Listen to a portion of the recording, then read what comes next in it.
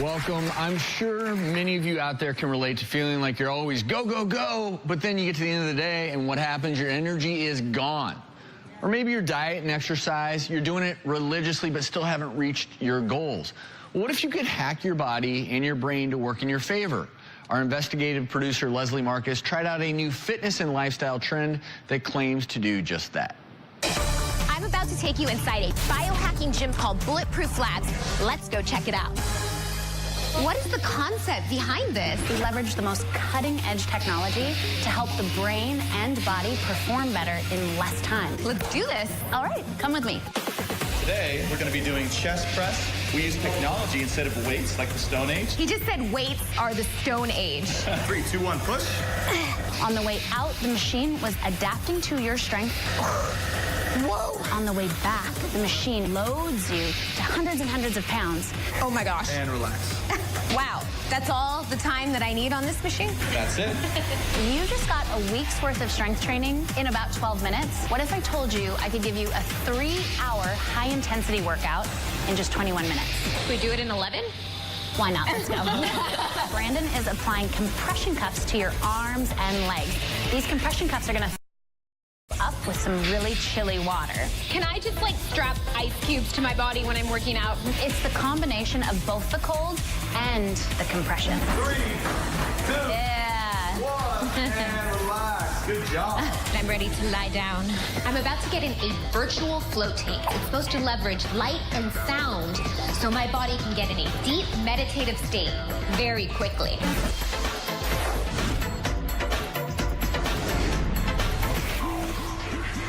Welcome back. How are you feeling? You guys did a lot to my brain right now.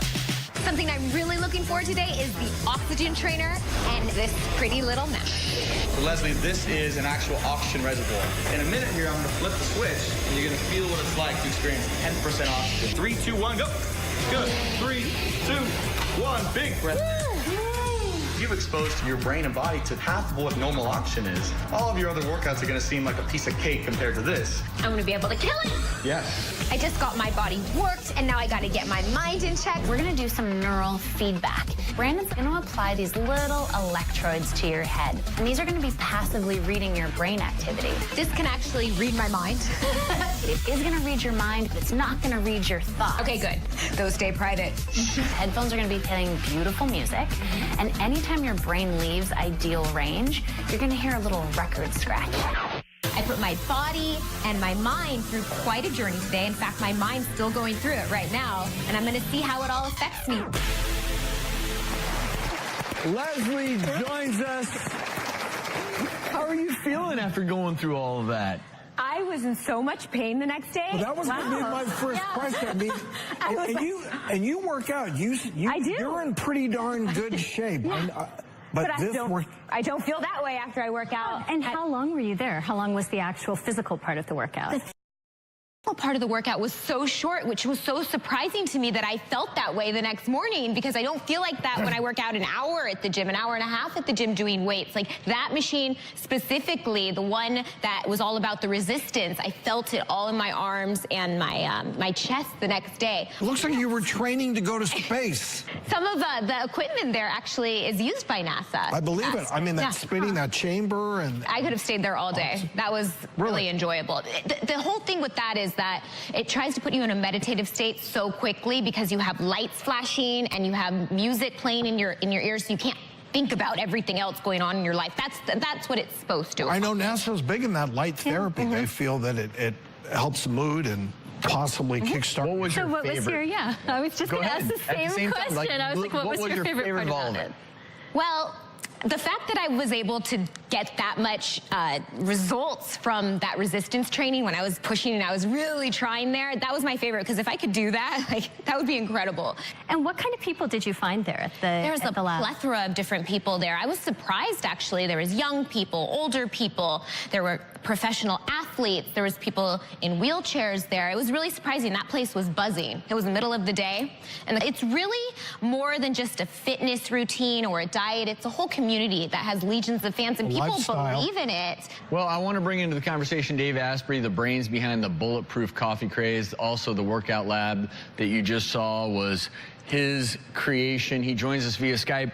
But before we get into any of that, Dave, tell us a little bit about your own journey in terms of, you know what, I'm going to hack my own body, and that was really the start of all of this. I used to weigh 300 pounds. Whoa. And I said, I'll go to the gym. I worked out an hour and a half a day, 6 days a week for 18 months, and I didn't lose any fat. I got strong, I stayed fat. And I went on a low-calorie diet during that time, and I got hungry and more tired, but I didn't get thin. So I got pretty upset. Where was your inspiration for the hack element, the sort of efficiency element? I'm so intrigued by that. I am actually a Silicon Valley computer hacker by training. So I've been working on internet infrastructure at very high levels and said, if I can control that crazy system, why can't I do this? So I started running an anti-aging nonprofit group in Silicon Valley and said, you know, I'm seeing people 3 times my age get younger. Maybe I can use some of that on myself. So I built the lab. The first version of the Bulletproof Upgrade Labs is at my house. And I try all this equipment, and I have it at home, and I do it. I said, I got to bring this to people because only astronauts, special forces people, and pro athletes get access to this. But if everyone had access in the country, what would happen? We would all have more energy, and we'd all have an extra hour a day that we could use maybe to meditate, maybe to be with our families, just to do anything useful. Dave, you were your own first guinea pig and acknowledge that you spent a lot of money as your own guinea pig. Tell us about that. I spent $1 million doing this over 15 years. And I shouldn't have had to do that. A lot of it went to things that didn't work. And if someone had just told me this when I was 20, I wouldn't have been obese. And I see people all around me who are dealing with the stuff I dealt with, and it's not okay, and it's not necessary, and it's not a moral failing. I just thought it was like I didn't eat even less, or I didn't lift even more. But that's not how it works. You have to do the right thing at the right time in the right way. And as you just experienced, if you do it right, you can save so much time. So what was the most pivotal discovery you made during this journey? When I discovered Bulletproof Coffee, I went to Tibet to learn meditation from the masters. I'm at 18,000 feet elevation, and a little Tibetan woman gave me a bowl of yak butter tea. And when I drank it, I said, that's kind of gross, but I felt really good. And I came back to the States, and I said, I'm going to try and blend butter and tea, and it totally didn't work. So after thousands of tries, I found grass-fed butter, brain octane oil, and the special processed Bulletproof coffee beans. And when I blended those together, I feel very different. I'm still drinking my coffee in the morning, but now I've got more return on it. And Dave, your goal is to actually live to be 180 years old. Can you tell us about that? It's at least 180. That's the floor, but not the ceiling. Wow. Okay. So when you do things, Dave, I hope that means when you do things like ride your bike and drive your car, you're using seat belts and helmets, because we still can't hack our way through some of those things. But I love this, and I also, you realize through all this the importance of the mind-body connection, and that was something even in Leslie's day.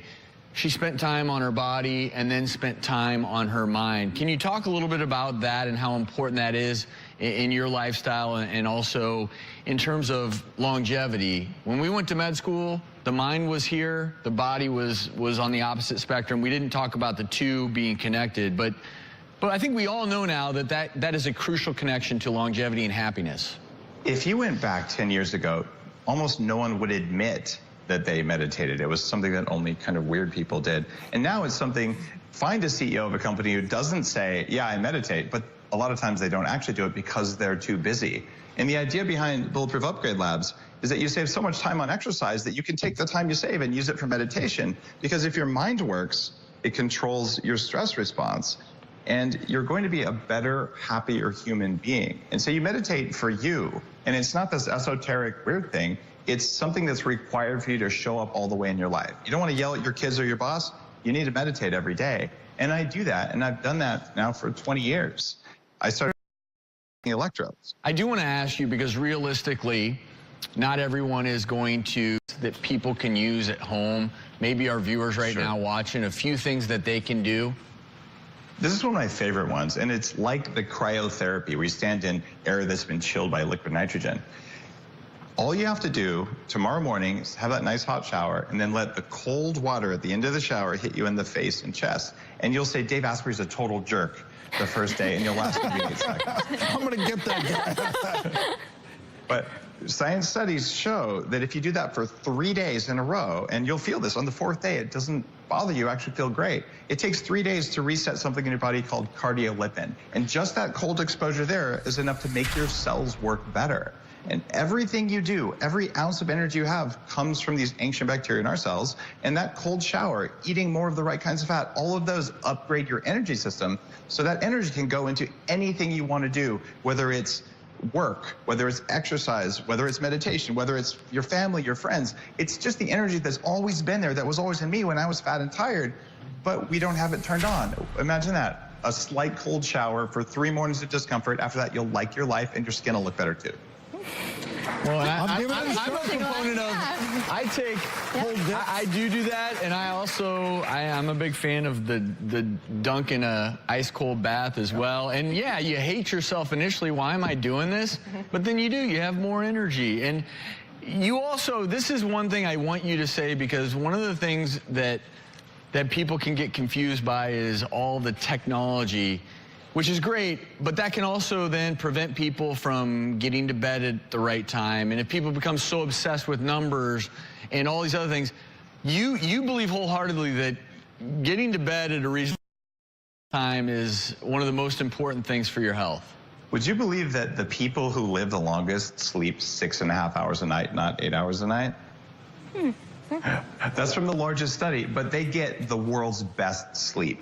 I went from sleeping 8 or even 10 hours a night and feeling tired, where I sleep an average of 6 hours and 5 minutes a night, but I am full of energy. So healthier people require less sleep. So I would encourage people to say, how good was my sleep? Not how much was it, and did I go to bed at a good time? Because if you're getting poor sleep, no matter how much, or you're staying up looking at your phone turned up all the way under bright lights, it will trash your sleep. So you say is 11 p.m., is that the hour you try to get to bed by? There are 4 different types of people. There's 15% of us are night owls, and it's okay to go to bed late. And 15% of us wake up really early, and that's okay too. The idea is find what works for you, but 60% of us should go to bed at 11. And if you just naturally go to bed at 1 in the morning, as long as it's dark before you go to bed, and as long as you get enough sleep, that's okay. But if you're staying up too late, that's not good. And if you don't know what kind of sleep you get, go to bed at 11. And I think you have a tip also about the amber lights or the lights in your bedroom.